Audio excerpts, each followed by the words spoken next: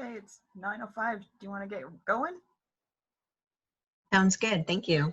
Okay, well, welcome everybody, and thank you so much for taking time out of your day today to spend some time and attend our first virtual town meeting. We have a lot to cover, so welcome. Thanks for coming, and let's get started.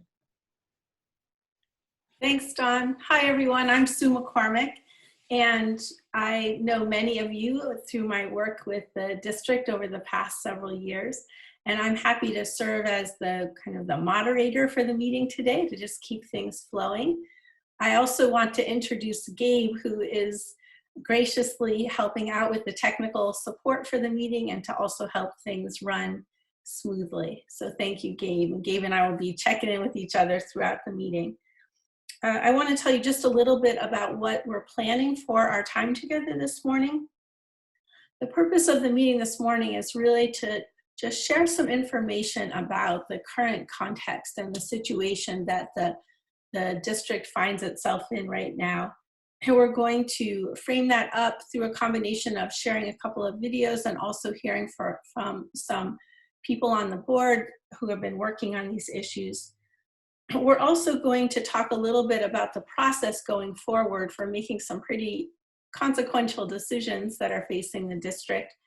And then we'll have some time at the end for questions. And then we are going to break into some small groups and give everybody a chance to just talk through what questions you have, what your hopes and concerns are, and also to come up with some key questions that you would like to have answered that we can share back with the district leaders so that they can address some of those questions. We may not get to all of the questions in this particular meeting, but I think they'll get back in touch with you.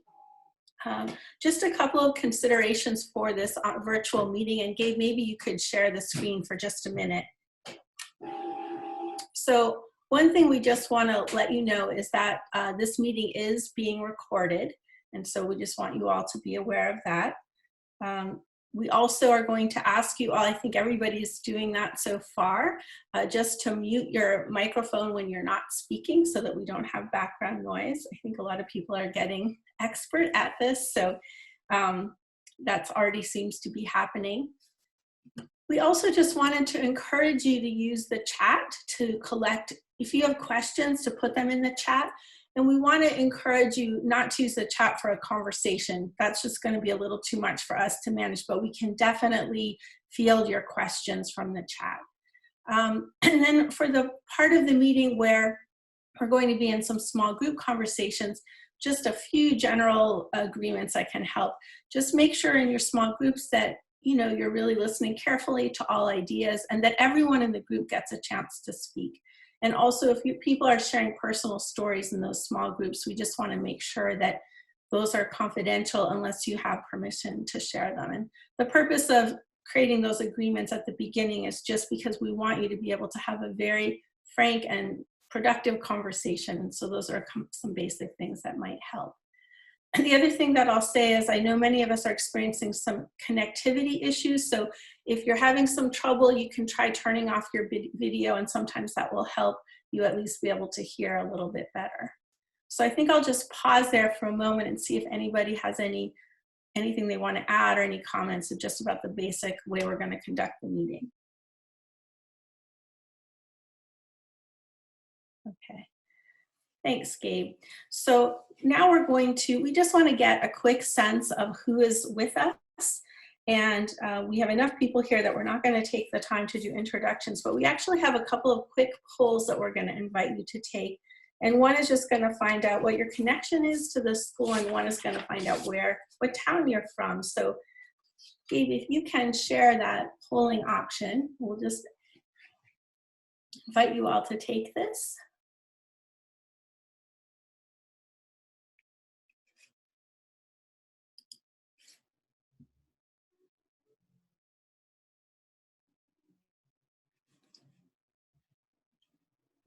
And Gabe, if you could go ahead and just share those poll results with us.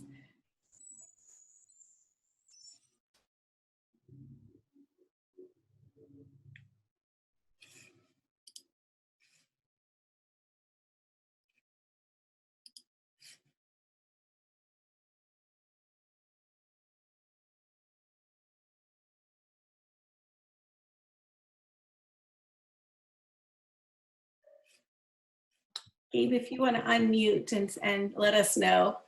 The poll says it's in progress, but I'm not seeing any results from the poll. So I think towards the top, there might be a share button. Yeah, I'm not seeing it. It's strange. It says poll in progress. Attendees are now viewing questions and there's no results coming in. Are people feel free to unmute. Are you all submitting your responses? I was Yes. able to submit. Yeah. Okay. We could always do a roll call, Sue, in the chat. Just have people enter those answers in the chat. Yes, if why don't we do that? So just in the chat, just put what town you're from and to everybody, and also your connection with the school would be great. And Gabe, maybe you'll figure that out for us. Yeah, I'm wondering if maybe when I end the poll, it'll let me show it. Oh yes, end the poll. Go ahead. Yes. Okay, I think Gabe's there. We go. Okay, There, so thanks so much, Gabe. So most of the folks here well, about half the people are family members of students, and we have a bunch of community members, which is great, some school board members and some staff, and we don't have any students with us. And then we have folks from all of the towns. We will have a good representation from Bristol and Lincoln, not as many from Starksboro, but we do have folks from all 5 towns on the call, so that's great. Thanks so much, Gabe, for doing that. Yeah. Okay. So to continue on with this initial setting the stage, we kind of know who's in the room. I just want to turn it over to Patrick for a minute to just give us a little update on how things are going, how are the students doing. We didn't mention this at the beginning, but of course it goes without saying, we're just in a really unprecedented time right now between the pandemic and just a lot of uncertainty and a lot of divisiveness in our political life, calls for racial justice. There's just a lot of uncertainty and a lot of really big issues percolating for all of us. And so we thought it would be good for Patrick to just give a very brief update about how schools are doing, how some of the students are faring during these unprecedented times. So Patrick, I'll turn it over to you. Sure, thank you. So this is now, I think, week 6 of being back in school since the September 8th start. And probably as most folks know, we started all of our grades, pre-K through 12, in a hybrid model. And that had its challenges. This is now week 2 of our elementary students being back in person 5 days a week with early release days on Wednesdays, with an option for a virtual elementary school for those who choose that. Currently, there are 32 students enrolled in our virtual elementary school. Our hybrid model is still in place in the 7-12. So those students are at school in person 2 days a week and remote 3 days a week. There's also an option for fully remote, and there are currently 63 students in that fully remote mode here at Mount Abe. The elementary return to full in-person is going really well. People are adjusting to the new normal, right? I think in conversations I've had with people, there's an appreciation for how normal it feels, despite it being far from normal, really. But the masks and the distancing and all those practices and routines are feeling pretty solid right now. Mount Abe is still working in a hybrid, which is really hard. It's hard for teachers to juggle, and this was true for the elementary as well. It's hard for teachers to juggle the in-person students, the hybrid students, and the all-remote students. But teachers at Mount Abe are doing a great job. Having these Wednesdays where there are no students in person is really important to give teachers time to stay on top of all 3 groups of students. So we definitely appreciate having that. Early on, there's definitely still an emphasis on the socially and emotionally healthy kids, which actually is one of the community values that surfaced in the fall. Guidance counselors are checking in with students, and staff are all really focused on supporting students' social and emotional health. We are really happy to have our elementary students back 5 days a week. We know how hard it was for families during our all remote and our hybrid models, juggling home life, work life, school life, and that really created some hardships for our families. Even though we offered childcare during that period, we know it still created some hardships. Having the elementary kids back 5 days a week is really critical in helping to ensure equity for our students, which is also a community value and part of our strategic plan. We know that during our all remote phase in the spring and then during the hybrid this fall as well, there's a tremendous inequity in the kinds of supports and experiences that students are having when we're in that remote mode. So having them back in person really helps address those inequities.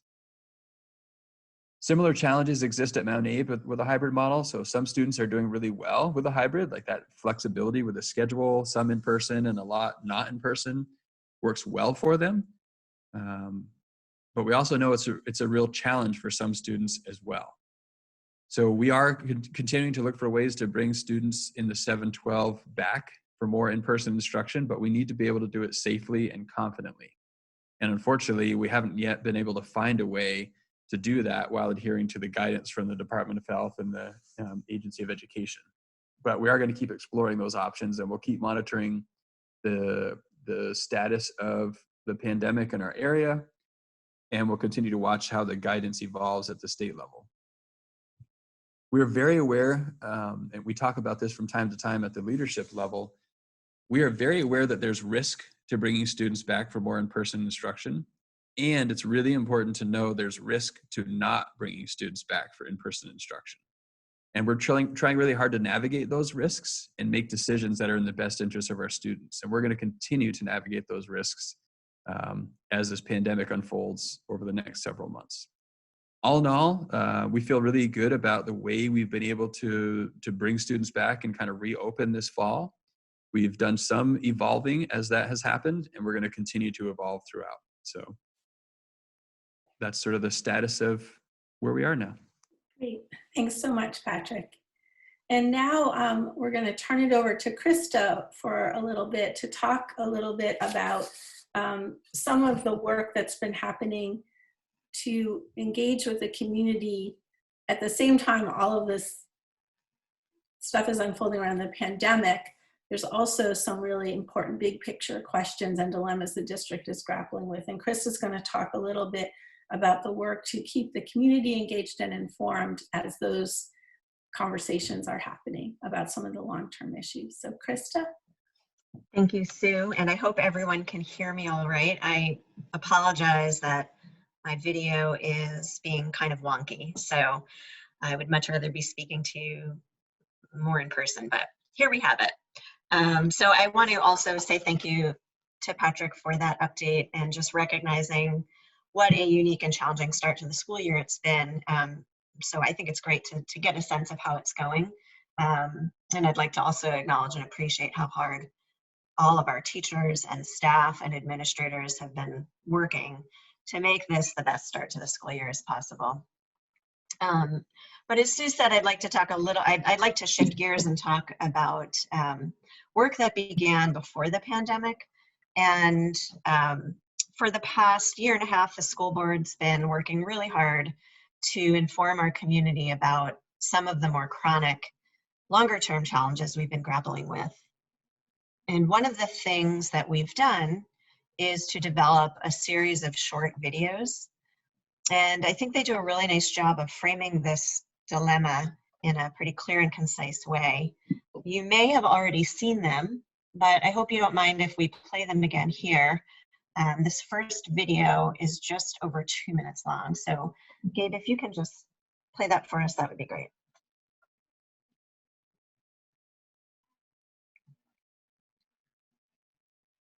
Oop, I think that's the second one. If you can go to the slide before that. Yep, there you go. Thank you. And I think you can probably make it fill the screen there.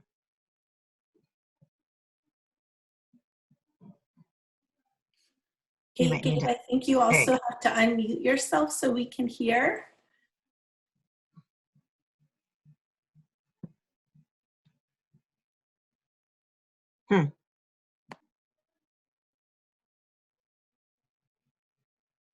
Hang on, everyone. Thanks for your patience. Maybe Gabe's thing has to open. Gabe has to unmute himself. There we go. built And in then if 1969 to meet. Thank you. Sorry about that. That's okay. always. Over 50 years ago, Bristol, Lincoln, Moncton, New Haven, and Starksboro came together to form the Addison Northeast Supervisory Union. A group of ANESU administrators, community, and board members had Mount Abraham Union Middle and High School built in 1969 to meet five-town students' educational needs. Fast forward to 2016.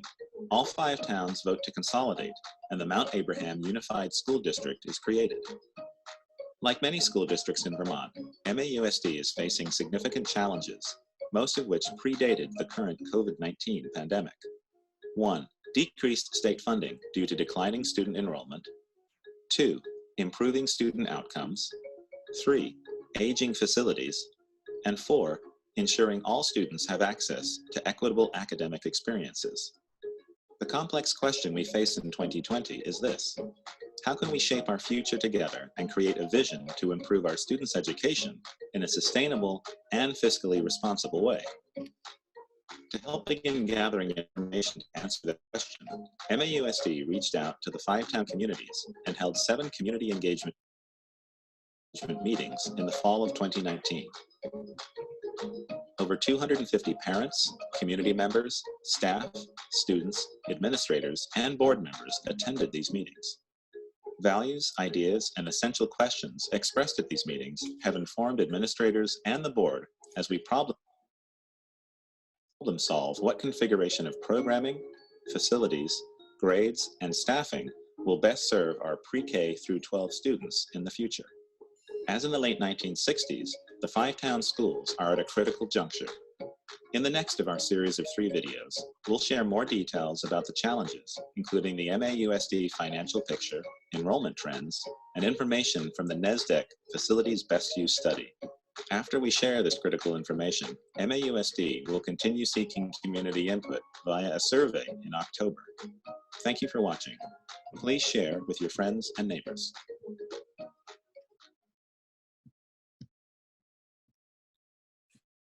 Thanks for showing that, Krista. And before Krista goes on to the second video, I thought I would just jump in for a minute and talk a little bit about some of the core values that we heard during those conversations. And I had the privilege of being at all of those conversations, and there were just some really strong things that came through from the community that were very aligned across all of the 5 towns. In fact, one of the most surprising things about that work was the incredible alignment across the 5 towns. And what people really cared about, of course, their students. We had lots of family members and educators in the room for those conversations. People, if you were there, you'll remember there was a lot of conversation about making sure that your students are able to communicate, interact, be in meaningful relationship with others. There's lots of concerns about social media and technology and learning to navigate that well. And so this idea of having socially and emotionally healthy kids was really important. People also talked a lot about their desire for, academic excellence. There's a lot of conversation about having varied opportunities for students, having programming that was flexible and able to meet the needs of a lot of different students, and that students actually had the agency to really direct their own learning. So there's a real desire for flexibility and robust programming. And then there were also some other really strongly held values that came out as well around the desire for town schools and the feeling that being connected to the community was really important. People really loved the idea that students were known, that all students had at least one caring adult or more that was either a school presence or a community presence to help them navigate their way. So those were a couple of the things that we heard and that came through really strongly in those conversations. And with that little review, I'm going to turn it back over to Krista. Okay, thank you, Sue. And so in the second video, so we've come out with 2 so far. We've got a third one that is in the works. But in this second video, we lay out some of the more specific information and talk about the process that we're using to determine which options have the most promise in terms of building a long-term sustainable facilities plan for our district. So I'd like to ask Gabe to play that video, which is about 3.5 minutes long.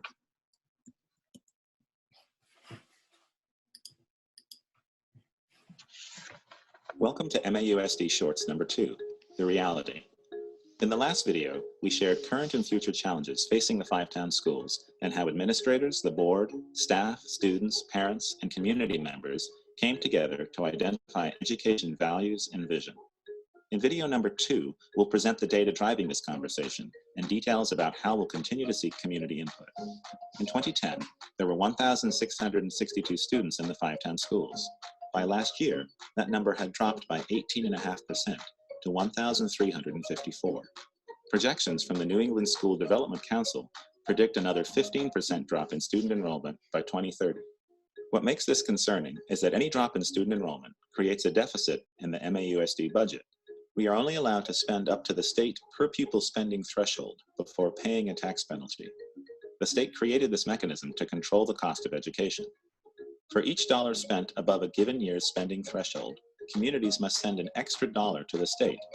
The MAUSD board has chosen to stay below that threshold to avoid paying this penalty.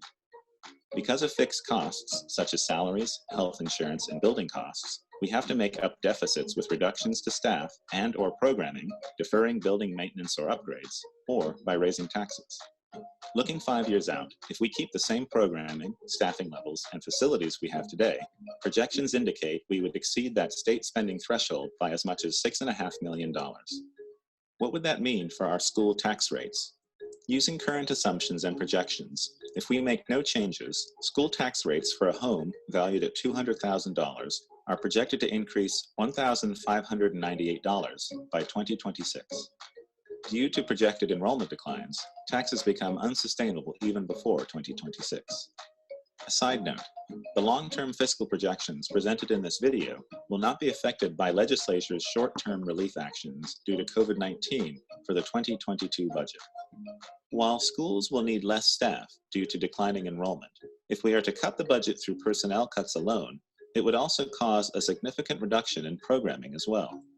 This goes against our community's education values, which prioritize improved educational outcomes and options for students. In the NESDEC Best Use study of the 6 MAUSD schools, you can see each have space. None are at capacity, and some can take in many more students than they currently have. The Facilities Feasibility Planning Committee has been working with the NESDEC study and input from the community engagement meetings to begin creating a menu of possible options. They are considering academic programming, operating, maintenance and renovation costs of each building, and looking at the advantages of keeping town schools open as they consider the most viable options for moving forward.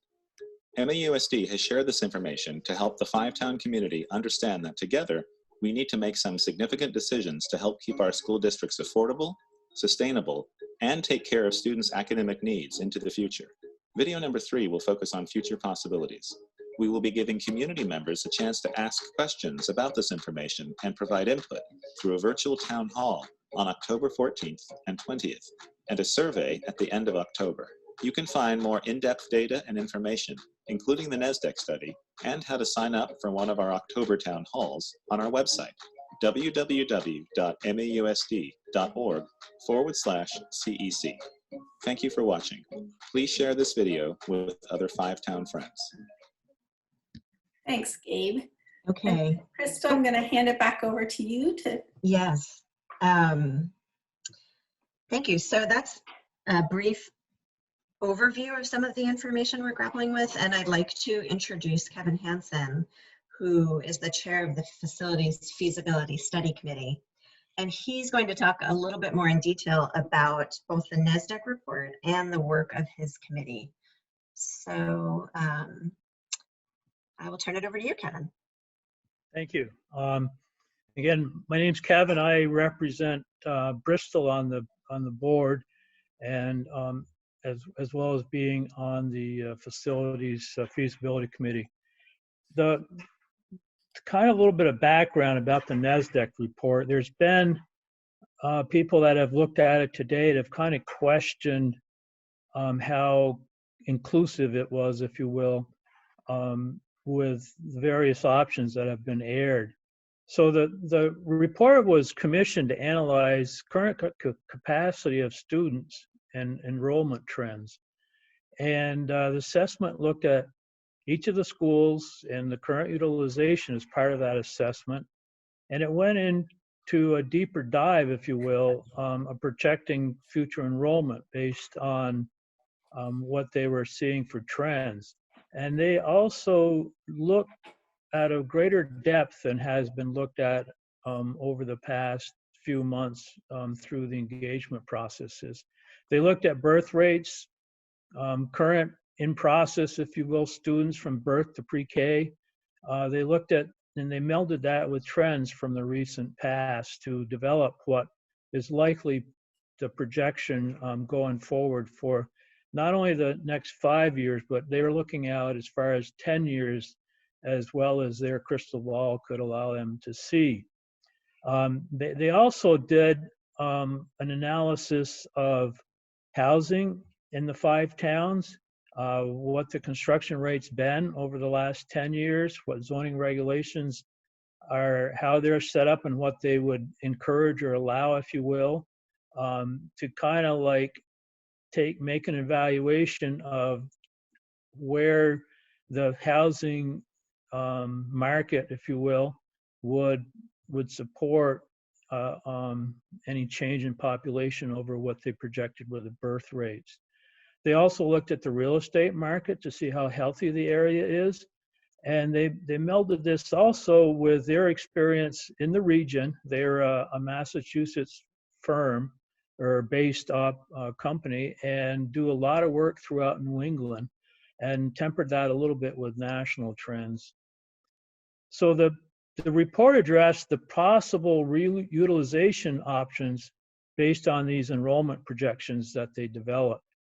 The report also looked at the potential to partner with Addison Northwest, or what's commonly known as the Virgin School District.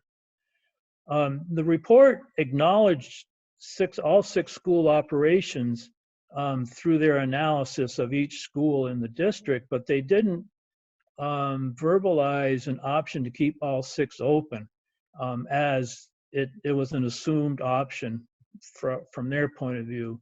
And that has caused some concern that maybe that option had been forgotten, but in reality, NESDEC didn't really have anything to offer, and really it's within the expertise of the current administration through the superintendent and his staff to evaluate that option based on they're the ones that know what the knowns are and the history, and likely melding with the projections overall for the district of where that option can go. So that's kind of like where the report helped us go. There wasn't a lot of aha moments in the report. There was better understanding of some of the assumptions that we had or were making. And it allowed us to basically continue the path of where we had been with our community engagement and administration considerations from last fall.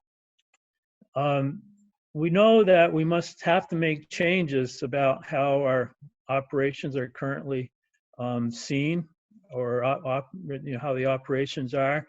And really, it's a twofold question or twofold issue. It's like there's a 1 to 3 year period where, if anything, from a more intensive point of view was to happen, there would be this 1 to 3 year short-term planning period, and then we're also looking at kind of a 3 to 10 year range where you would see longer range projections and what might need to be considered over that longer period of time, and recognizing that the short term 1 to 3 years would be an implementation period for something that would happen in longer range.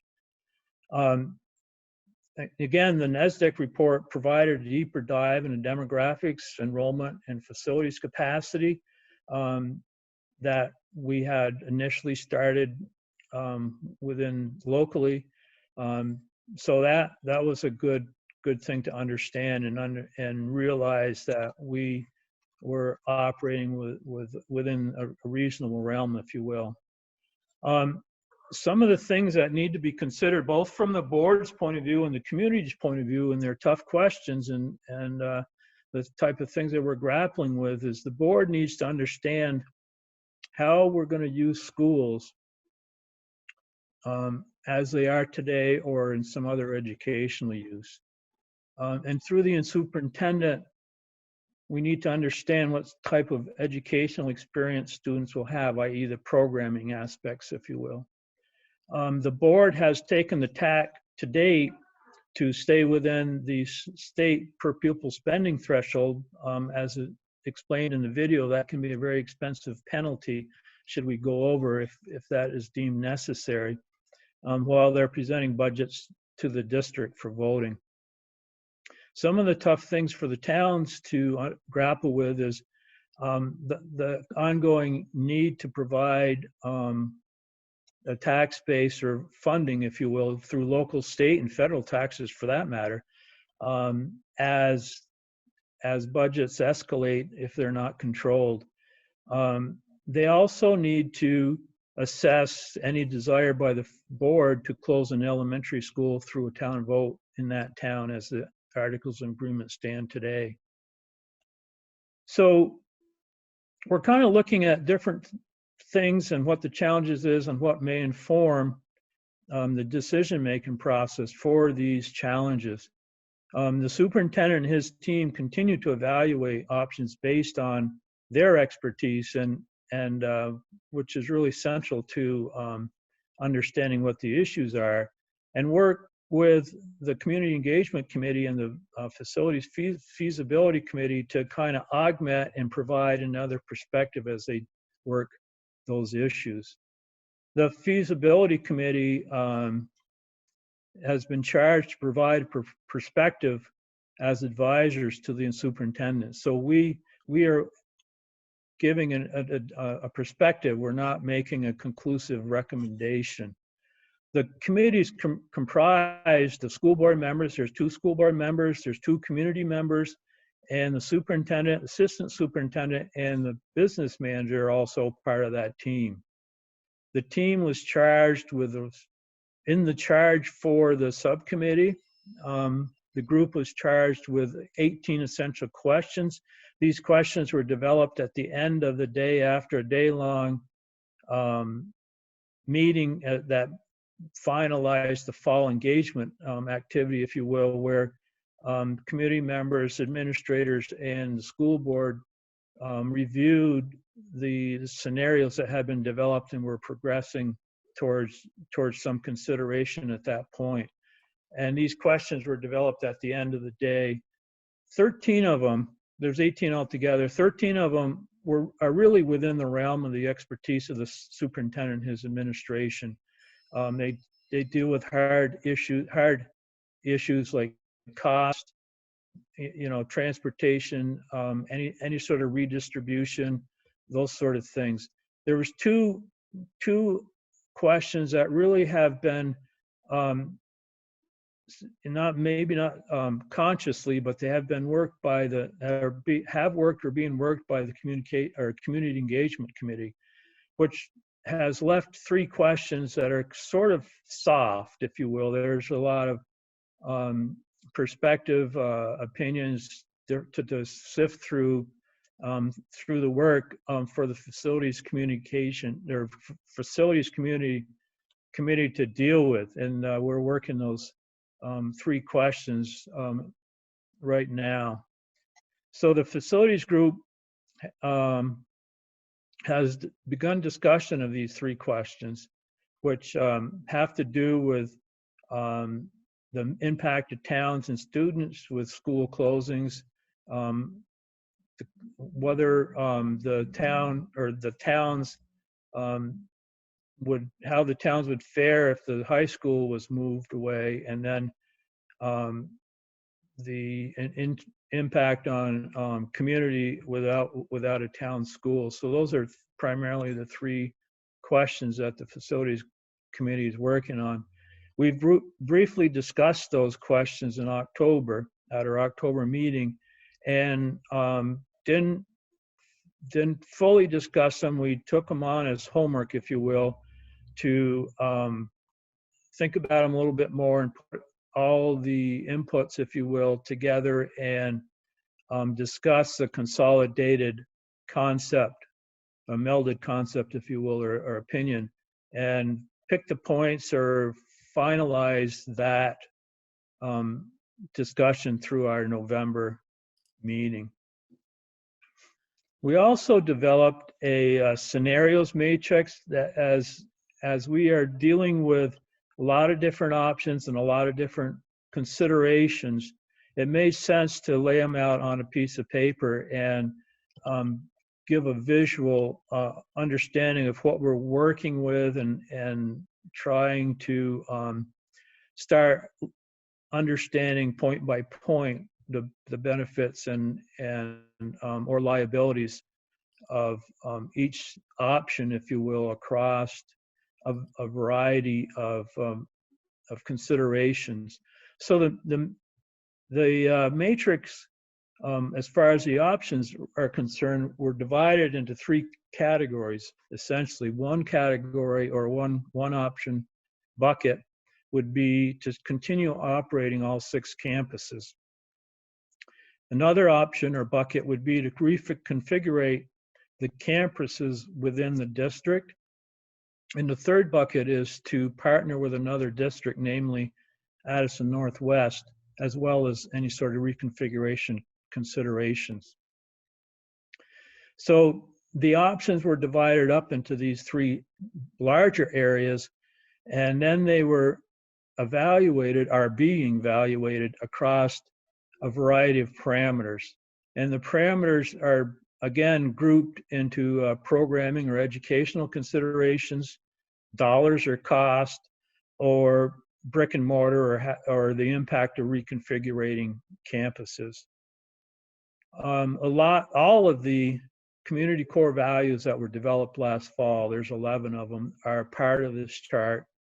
The charge questions that the facilities committee is grappling with are part of the chart, as well as a few additional items, particularly from a cost point of view, were made part of the chart. The assessment, the intent of the assessment is still fairly high level. We're just ranking a positive, negative, or neutral aspect of each item on the chart. And again, we've started the discussion at our October meeting, and given the limitation of time and length of the discussion, we have taken a certain amount of that work as homework, and we'll be melding it or consolidating it for a more thorough discussion of a total overview, if you will, at our November meeting. Ideally, we will be working to determine what is the best option of the options in each one of the categories. You know, that's operating 6 campuses, reconfigure campuses, or to partner. I think that pretty much summarizes some of the challenges to the district and where the feasibility committee is working and hoping to come up with some information to help the superintendent make his decision. So I think, Krista, it's back to you. And thank you for listening. Thank you, Kevin. So that is a lot of information to digest. And we're going to pause here. And I think Sue is going to help facilitate a Q&A. And I did want to say that, and thank you to Nancy for adding the link to the feasibility study committee charge, which also has the scenarios and essential questions. I'm going to add a link to a document where I'm going to capture notes from these questions and from the discussion in a little bit. But at the top of that, we'll include links to some of these supporting documents, so everything is in one place and will be shared out with all of you. And then if other resources come up that people want to have at their fingertips, we can add those as well. So I guess I will hand it over to Sue, and I'll put that document in the chat now. Thank you, Krista. So we want to pause here and give you an opportunity to ask questions of Kevin or Krista or Patrick or anybody on the call.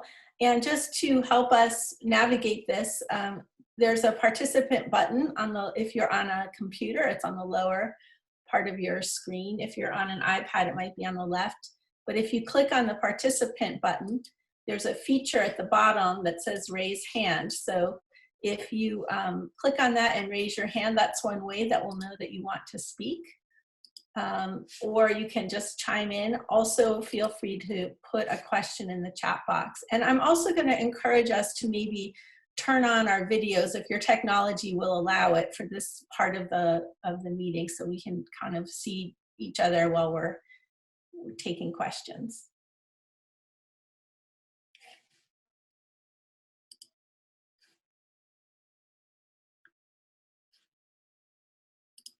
And Gabe, you may need to tell me, I don't see any hands raised, but it may be that you're the one that's going to see those. So if you see any. Looks like Cheryl has her hand raised.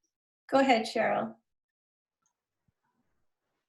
Thank you. First, I just want to say thanks for providing us with so much information and these opportunities to give ideas and ask questions. It's deeply appreciated.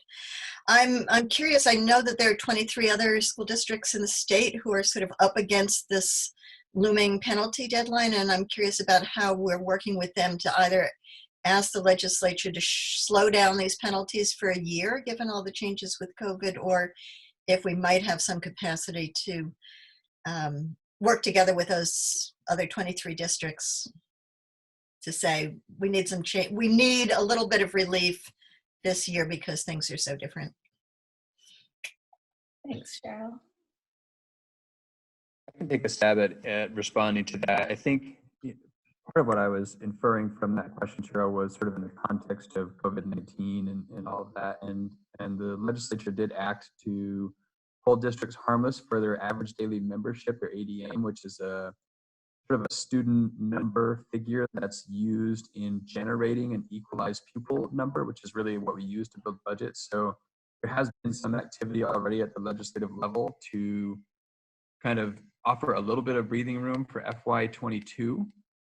Our understanding right now, though, is that that sort of hold harmless sunsets after FY22, and our numbers then sort of catch up to us, if you will, for FY23, right? So we aren't going to be penalized for a drop in students for FY22, but we are actually going to experience a drop in students in FY22. And then we'll see another drop in FY23. And in FY23, we'll have to build a budget that reflects the drop in both FY22 and 23. So it does give us a temporary reprieve from what would otherwise have been a really hard budget year, but it catches up to us. And can I just add, are we working with also about getting the state to pick up the cost of health insurance so that that's not a burden on the school districts? There hasn't been any conversation that I've heard of about the state picking up the cost of health insurance. The state now negotiates health insurance at the state level for all employees in school districts, but there hasn't been any conversation that I'm aware of that being picked up by the state. That's still a cost burden borne by the local school districts. Thanks.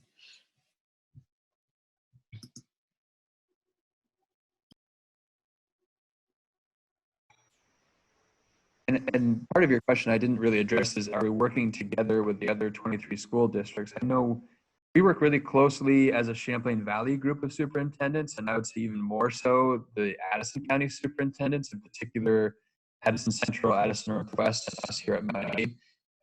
We're all in a really similar boat in terms of declining enrollments and the cost implications of that. I would say Addison Northwest is probably a year ahead of us in terms of the significance of the cost implications, and Addison Central is maybe a year behind us. But we're all kind of working through the same kind of issues, and we do meet and talk about those challenges. So in that way, I would say we are working together. And it's a very similar struggle in each of our areas. Go ahead, Adrian. Hi, can you hear me? Yes. Okay. I'm just wondering if you can articulate some of the criteria that would be used under options, the two options that are in the feasibility study, scenario 2A and 2B. Like how you would, what are some of the criteria you would use to assess which elementary schools were the ones that remained open?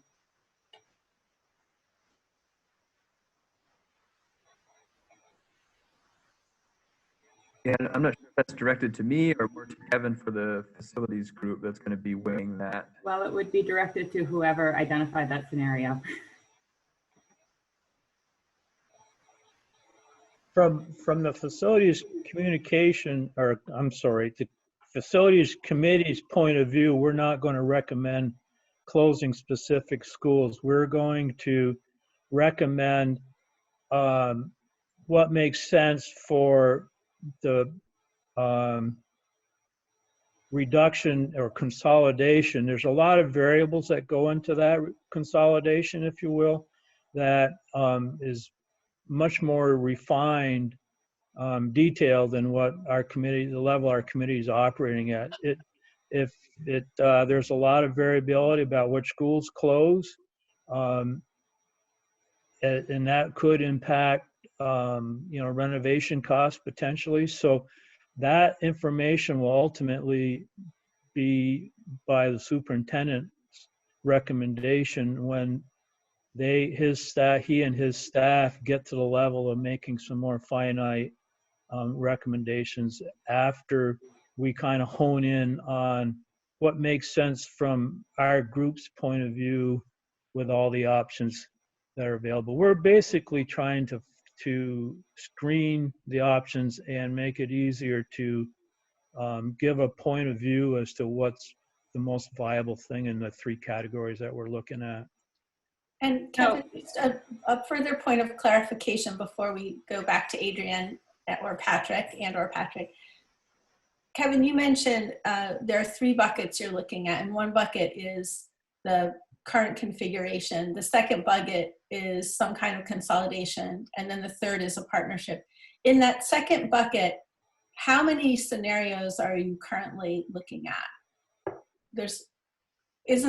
those? There's maybe four-ish. Yeah. Okay. There's the 2A and 2B that Adrian referred to, and then there are, and then there's a NESDEC option that, in my mind, it's listed, but in my mind, it's essentially, it's virtually similar to, I think, option 2, and then I think there's 2 more NESDEC options. So that's 5 options within that bucket. Okay. I just thought that would be helpful for people to have that context. Go ahead, Adrian. Yeah, so I was just going to say, so is it accurate to say that the superintendent's office has not yet developed the criteria because they are awaiting the facilities report as one of the inputs? Yeah, I think we're definitely still in the process of collecting information and thoughts from folks. If I think about, and there are many nuances to it, but I think the big considerations would be the capacity of the building, the needs of the building, and the impact if a town didn't have that school, what would the impact on the town be? Because if the impact is perhaps different town to town. But those are 3 of the significant considerations, I think. And then there are many, many nuances beyond that.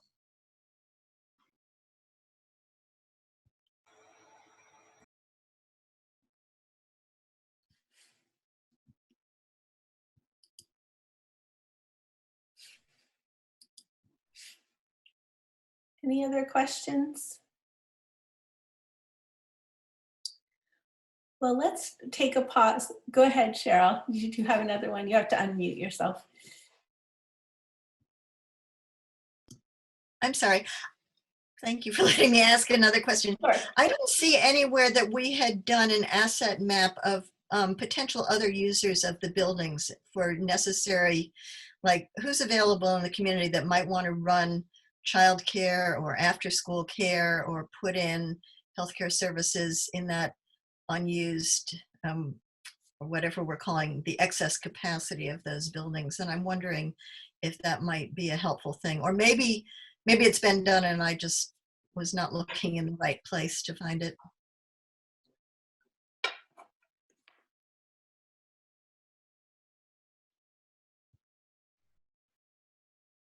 That thought comes up a lot in discussion. That the level that the facilities committee is working at, we're not looking at, we're looking more at utilization of buildings, not repurposing, I guess you could say. So it's not germane to the committee, but maybe Patrick can talk a little bit more about the discussions to date, because that whole concept has come up through a variety of meetings. Thanks. Yeah, and that conversation, as Kevin said, has come up a few times over. We've looked at that, and I think there are some possibilities there, and there's some potential for some revenue and some creative use of space. In terms of leaning on that kind of use of our space and that revenue, it's insignificant relative to the kinds of financial pressures that we're under in terms of the money it would generate. So I forget exactly what the cost per square foot was that we discovered through a little research about what's kind of the going rate for leasing out space. But we would have to lease out something like 150 classrooms to generate sufficient revenue to sort of make a dent in our financial challenges. And obviously, I don't think we even have 150 classrooms total in the district. So when we looked at it from that perspective, though there's some possibilities there that I think may warrant exploration, depending on how the sort of master plan ends up moving forward, it's insufficient to meet the financial needs that we expect. Go ahead, Sally. Could I? Oh, I'm sorry. I was just going to chime in if I could from the community engagement perspective, because I think that this is a great place where the board in our focus and the administration in their focus don't have the capacity to dive into really fully exploring asset mapping, but that is, I think, critical to any vibrant community, and could be woven in to options if a school building were vacant, or even if it be open but at minimal capacity. It's just that it's difficult for the administration to focus on really diving deep into that work, while also trying to get a handle on clear and information that can help us right now. And so I would just invite, we had a gathering of community and school folks in the summer to begin those conversations. And I think I would just say that it would be great to have folks thinking about those things and putting time in to really do that work and then share that with us. That is, we're always, I think, open to that. It's just that we also have a timeline by which decisions need to be made based on the information we have right now. That's the piece I wanted to speak to for just a minute, is the timeline, because I think that's important. We talked a little bit ago about the sort of 1 year breathing room that we seem to have now, thanks to the legislative action to hold harmless for a drop in our average daily membership. But from a timeline perspective, I just want to make sure it's understood that short of the board deciding to repurpose a school building, which could happen next year, although any decision, like any really big decision that we're talking about in terms of finding cost savings, in particular through facilities, we wouldn't realize the financial benefits of any of those decisions until FY23 at the earliest. So even though FY22, we have a bit of a reprieve, we're not making really FY22 decisions now when we talk facilities. We're making FY23 decisions. And that, again, is the year when the FY22 impact and the FY23 impact of our declining enrollment will be felt together in that 1 year, because the hold harmless will sunset. I just think that's an important piece. Patrick, thank you for that. I want to go back to something that the exchange between Cheryl and Krista about the asset mapping. And I just want to put a reminder out there for the people on the Community Engagement Committee, and I think hopefully it will be useful. When we first planned the community conversations in each of the 5 towns, we had planned on part of those conversations being a conversation about what are the possibilities for the school building in your town if for some reason it wasn't able to continue on as a school. We thought it would be really helpful to start having a proactive conversation about that and about some of the possibilities around that. And in the very first town we went to, what we found was that people were not ready to have that conversation. And we changed our plan, and we didn't even ask the question in the other towns. We were really trying to honor where people were, and people just were not there. What I would say is that I think there's a lot of opportunity to do some really innovative things from a town perspective, and there are lots of resources in the state. The Vermont Council on Rural Development is an example of organizations that can come in and help a community create a vision for a building and identify resources to help transform it into something new. And so I just wanted to say that even though we didn't, the school district didn't go forward with that part of the conversation, I do think that that's a really important proactive conversation for people to be having.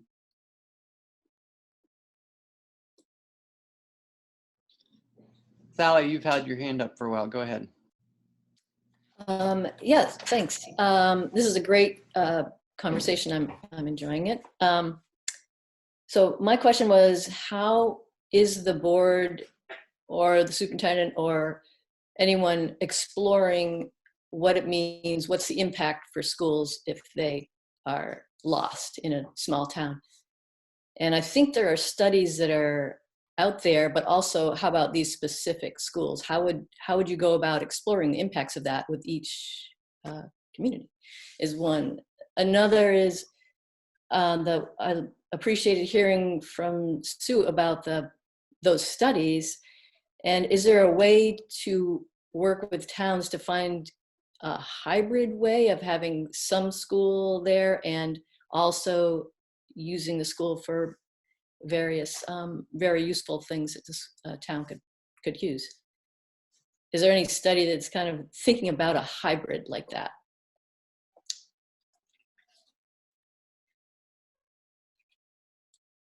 Patrick, I think, Patrick, you started to address that earlier around some of what you had looked into around potential partnerships. Yeah, I can share a little bit about some of the conversations I've had, and maybe Kevin can talk a little bit. I know there's been some studies presented through the facilities group as well.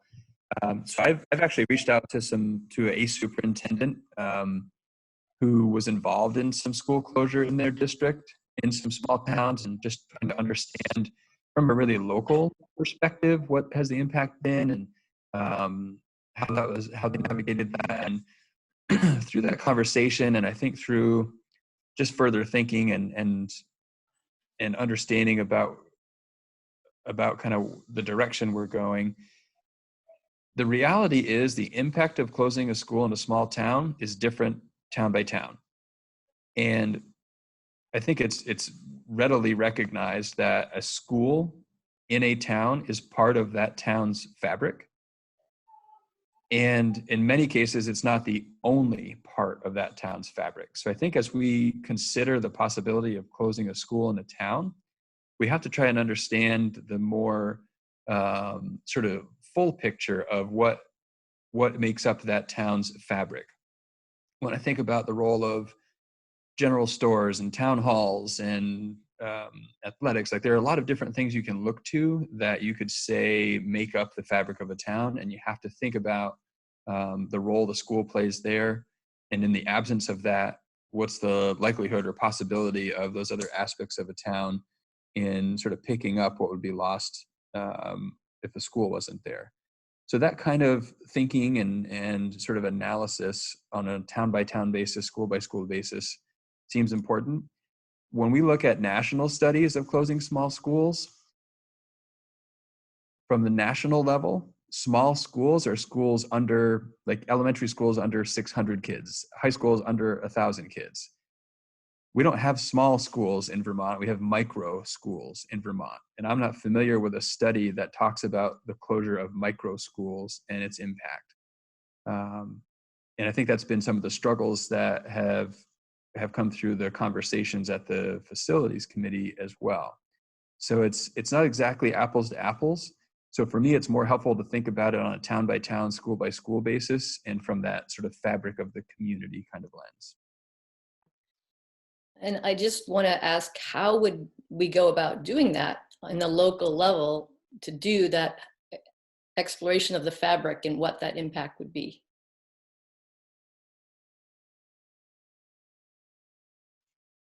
It's a good question. The only thing that comes to mind for me is having conversations with folks that are knowledgeable about different aspects of the town and what helps to create that fabric. I think about the role of local town leaders and their knowledge of the town and what happens there. You know, not necessarily every resident of a town has a full understanding of what happens in that town and what makes up its fabric. But I would say most local leaders would have that information. I would just add that we had discussion about this very issue about reports and what as Patrick mentioned, what a small school really is at the last full board meeting when we talked about the facilities work. And we as a committee are looking more, they're soft questions. We're looking at soft perspectives from, you know, it's a relatively small group, but we're looking more along, you know, the perspectives of the individuals. We have had some report information provided to us, but you need to be cautious about reports because they can be biased and try to lead you a certain way.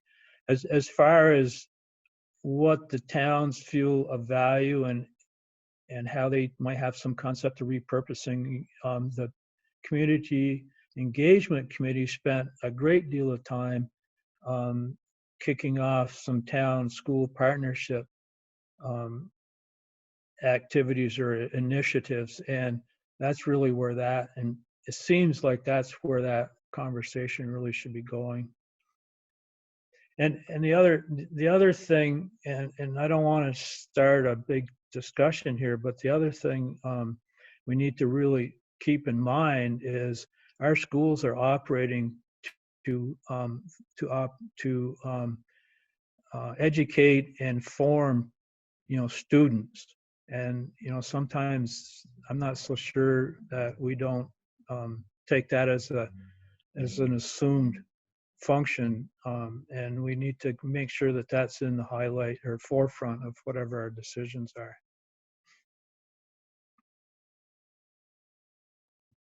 Robin, you want to go ahead? Hi, it's my husband, Jerry. Yeah, hi. I don't know if you can see me. So we're talking about repurposing and centralizing, so to speak, or partnerships. So I wonder if there's been any thought about perhaps some sort of decentralizing of the Hannaford Center.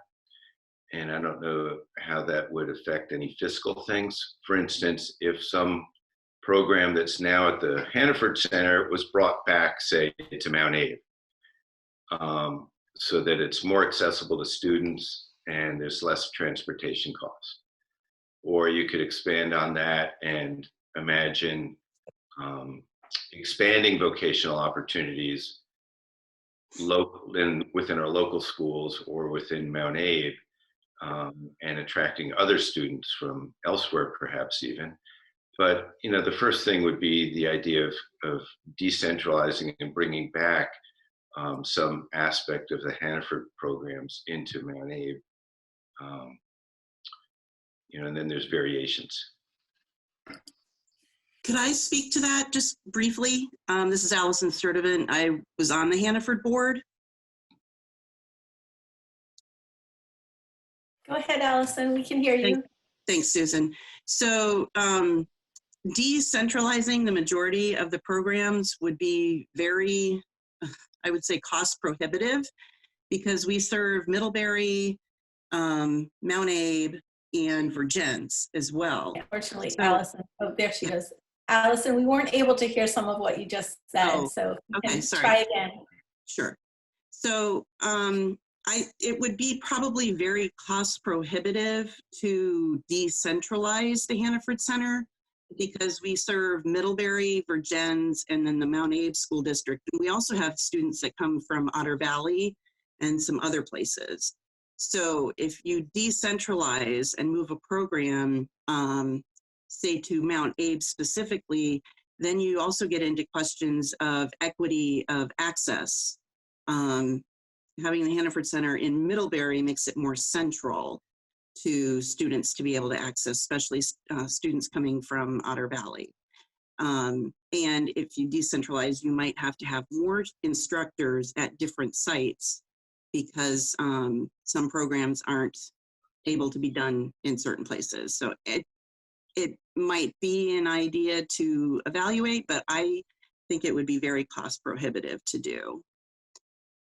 Just my 2 cents, having been on the board and seeing what it does. And I would echo most of what Allison said. If we look at the auto tech program at the Career Center as, sort of an extreme example, to have Middlebury and Virgins and Mount Abe each have their own garage and tools and staffing to run a program like that with what would be, a very low enrollment. If we assumed the enrollment stayed similar to what it is now, that would work against the sort of cost savings that we need to find, and the efficiencies ultimately that we need to find to be able to maintain programming. That's an extreme example. There may be some other examples that wouldn't have such overhead in terms of the space and equipment and everything. But I think the same idea of the lack of efficiency in those programmings, I think would still be realized. Those classes right now are relatively low in terms of the number of students there. Allison may know more than I, but my daughter actually attends the Career Center, and the number of students in a class might be at 12 or 15 when you combine the districts. If we try to replicate that in each of the 3 school districts, I suspect the enrollment would be considerably lower, which decreases efficiency. We can offer that. Thank you, Patrick. So what I'd like to do now is thank you for all the thoughtful questions. There's a lot of people that have had a chance to speak, and also a lot of people who are just listening, and we want to give everybody on this call a chance to speak with each other. So we're going to break you out into some groups for about 10 minutes. And Gabe, I'm thinking maybe we could do about 9 groups with about 4 people in each group. And in your group, we just want to invite you to just reflect on what you've heard so far. Share a little bit about how you're feeling about the information you've heard, what the communities are facing. And then we'd invite you to talk about any hopes you have for moving forward. And then if there's a key question that you would like to have answered as a group, we'd like to hear that as well. So Gabe, I'm going to invite you to create those rooms, and when it's time to end, it can be a little abrupt, but you'll get about a minute warning. And while you're talking, when you come back, we have a notes document, and Krista shared the link a while back in the chat, but if you have any comments you want to leave in that Google Doc, that's fine, or you can also leave comments right in the chat based on your conversations. And is it possible to share those questions on the slideshow so people can remember them when they, Gabe, if you want to share your screen to that slide that just shows the 3 questions Sue just articulated? Thank you. Nope.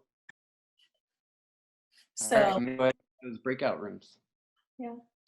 So those are the questions. We can also put those in the chat as well. And we can broadcast them as well in the room. So, great. Okay, Gabe, so if you can work your magic, and we'll have about 10 minutes or so to talk together, and then we'll come back and hear some of your questions.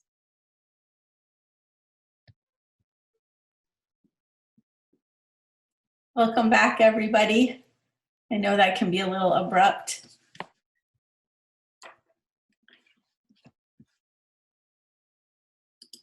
So I think our group has gotten a little smaller.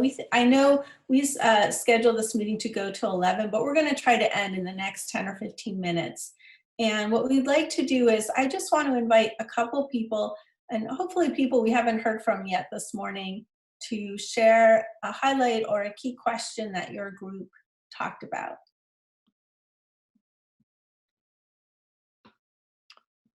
Go ahead, Rebecca. Hi, so I was in a group with 2 other people, and I think a question coming from it is that although we realize we have to address the monetary issues, it seems like what's not actively being pursued is the pushback up to the governor and the legislature about how they are going to address the economic issues that are basically causing this problem in the first place. Because school boards long-term cannot solve the issue of younger families leaving Vermont and not staying. And I think dismantling our communities on any level seems to be going in a direction that would suggest that we're not interested in that in the long term. So that was our concern, is that regardless of how we have to address it, what are we doing to strongly push back that this is not how we want to see Vermont grow? Thank you, Rebecca. Anyone else?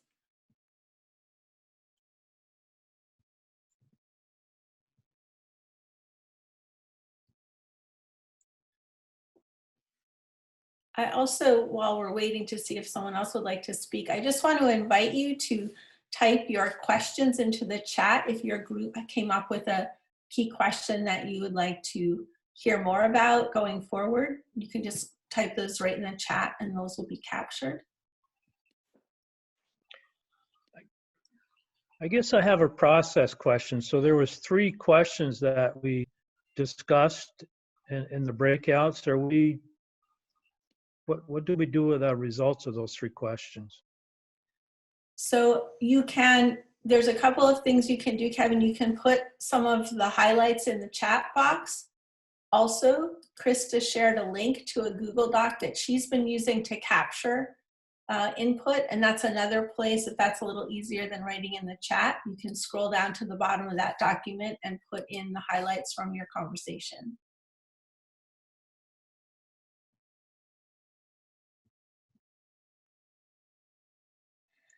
So it's a little quiet. I think what I'll do is turn it over to Krista now to talk about a couple of next steps, unless there's anybody who hasn't had a chance to speak, especially who has something they want to share about your conversation. Yes, Coca. Hi there. Good morning, everyone.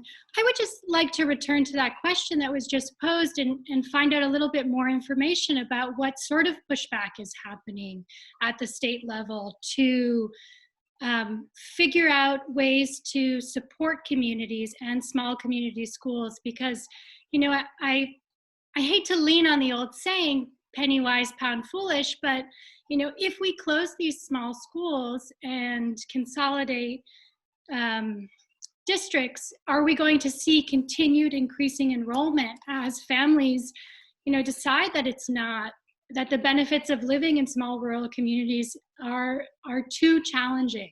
You know, I live in Lincoln. It's a hard place to live in lots of ways. You know, it's the long commute to jobs in Burlington, and some of the real benefits to living in these small communities are the small schools. And so if we see those closing, are we also going to then see more families leaving the communities and resulting in other challenges and budget shortfalls? Thank you. Sure. I guess what I wonder in hearing that question is, well, maybe Patrick, you could just respond and let people know what kind of efforts, if any, are you or education organizations in Vermont making around these issues? And then I also have a question for the community, which is, are there any community-led efforts to be working with the legislature around some of these? So Patrick? Yeah, I can offer my sort of assessment of the situation relative to the concept of pushback. So from my view, pushback to the legislature or the governor or some of the sort of higher authorities could be effective if we thought that the conversations we're having and the hard decisions we need to make weren't intended and known to be happening, right? I think when the legislature made the decision to have school budgets built based on a cost per pupil figure, and they put a spending threshold on that, I think it was intentional to control spending. I think it was known that that's going to have an impact on the ability of small schools to continue to function. And I think it was known that it would create the kinds of conversations that we're having now and difficult decisions. And I think it stems from a desire to make Vermont more affordable, which is believed to be a strategy to help bring or keep younger people in Vermont. With my thinking on that and my belief that that was intended, for me, the notion of pushback, right? For me to spend my energies pushing back against what I think was intentional and known to have the effect that it's having, seems like it won't produce the results that I'm looking for. And I'd rather spend my time figuring out how to make what we have to work with work the best way that it can work. Now, that's not to say that there couldn't be something changed and that a community group or the board forming some sort of letter couldn't push on that. But that's just sort of where I come from with my thinking on this situation. Thanks, Patrick. Is there anyone else that wants to speak to that? Looks like Rob has. Go ahead, Gabe. No, sorry, go ahead. Well, I can just speak to some of the other statewide efforts that might impact on this. And obviously, one of the most significant is the continued push to say health insurance should not be a responsibility of employers. We've just seen it with COVID that as people lose their jobs, they lose their health insurance just at a time when they shouldn't.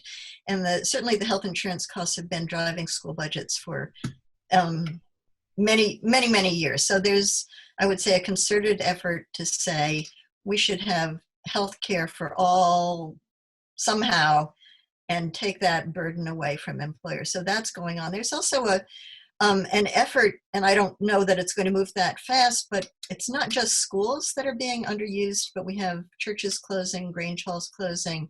There are a lot of town buildings that are closing, and people are saying, could there be a way that some of these facilities could be picked up by something like the Land Trust and then made available back for school uses or childcare programs or others. So those discussions also are underway, and that would sort of scoop out some of the facility burden. Still, the staffing costs are the hugest cost for us, the drivers, and our small group was talking about if we're focusing on programming for students, are there ways that we could redeploy the incredible expertise that we have in less costly and more effective ways so that all of our students are having pathways that work for them particularly? Thanks, Cheryl.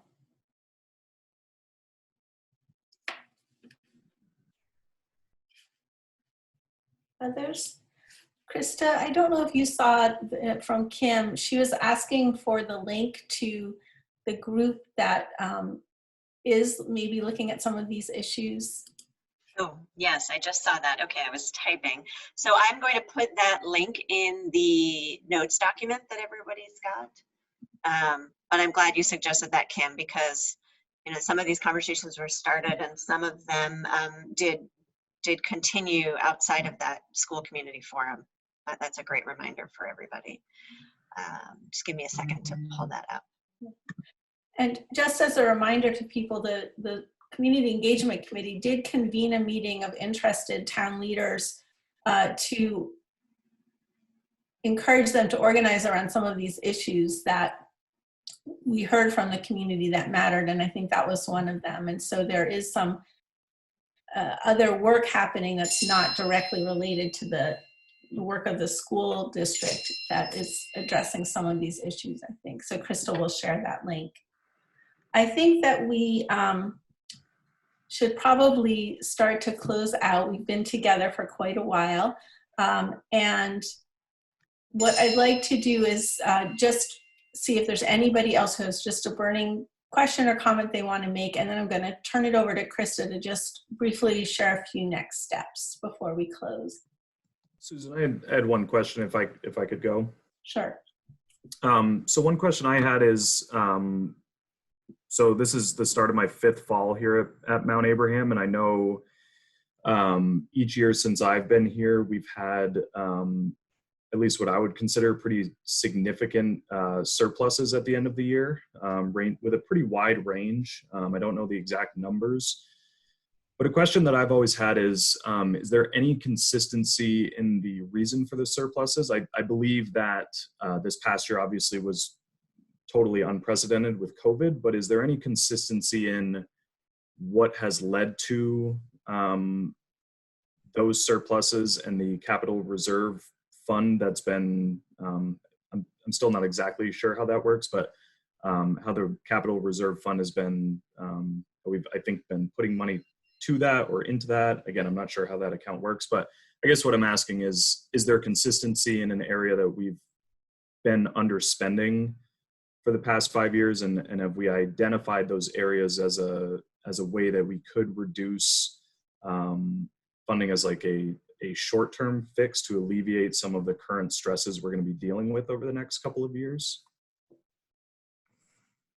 Yeah, I can speak to that, and that's basically exactly what's happening. So the reality is there are thousands of lines in the school district's budget, and we build budgets with, long before the need comes, and a lot of things can change between the time a budget's built and passed and the school year starts that it was intended for. And that makes up for a good portion of what our fund balance might be at the end of the year. But I would say the driving factor, and one thing that is consistent, and it's done intentionally and as an attempt to help us alleviate these financial challenges in the easiest way possible, is we have, with maybe one exception, we have elected to not fill anywhere from 6 to 7 or 8 positions each year after the budget's been approved.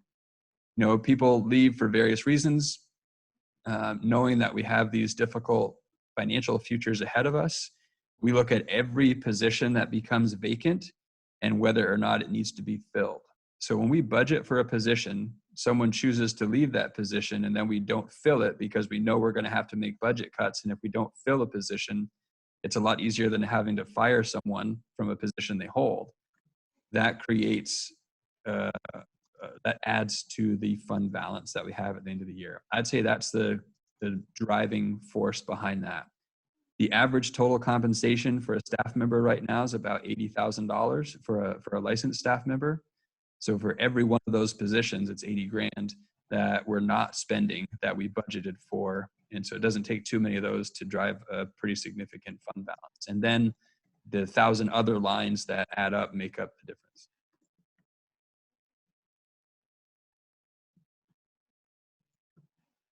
Thanks, Patrick. I think Rob and Robin at one point had their hands up and we didn't see them. Do either of you have something you'd like to say?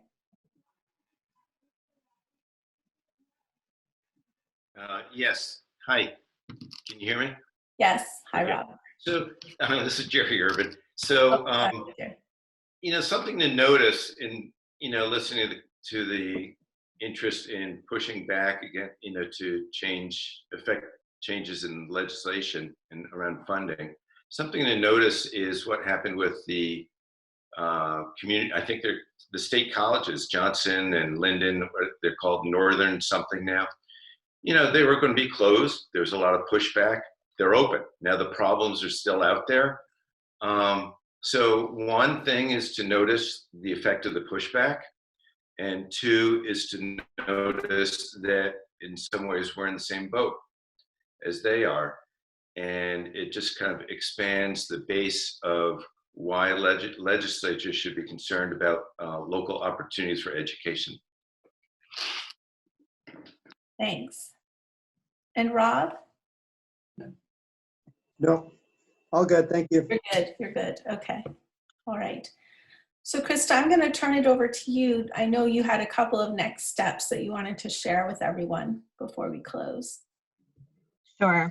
So, so I think everybody hopefully has access to the notes document, and we will add anything from the chat to that and post to the Community Engagement Committee webpage. These discussion questions and responses and the feedback from the next town hall are all going to be shared with the full school board and the administration. And just to let people know about what's next in the process, so we're also, as was mentioned, going to be sending out a survey at the end of October that will go to all 5 town residents. And the goal of that survey is to gauge the community's interest in exploring several different options, as we mentioned before, some of these different buckets of ways to think about our school facilities plan. So the responses from that survey, the recommendations from the feasibility study committee, and the feedback from these virtual town halls are all going to be part of what the administration takes into consideration when figuring out what to present to the school board in December. So the school board will receive their recommendation of 3 to 4 options, and then those will include really specific information like budget and tax implications. Some of the details that people have been asking for, that will be all a part of that presentation. And the board is then going to take that back out to the community for additional feedback before deciding what, if anything, to put on the ballot on town meeting day. So we're working backward from that March date to figure out what we might want to warn for that ballot, which has to happen in mid-January in order to get on a ballot. So the school board's really committed to working hard to continue providing opportunities for your input and for as much information as possible before we ask you to vote on anything. And it's important to remember that no decisions can happen without your vote. So in closing, I'd just like to thank you for coming and being with us today, to please keep an eye out for the survey, to encourage you to attend any of the meetings of the full board, of the Community Engagement Committee, of the Facilities Feasibility Committee. It can be really helpful to just listen in on the conversations that are happening and the ways that those groups are really thinking about this. And the dates and times of those are on the MAUSD website.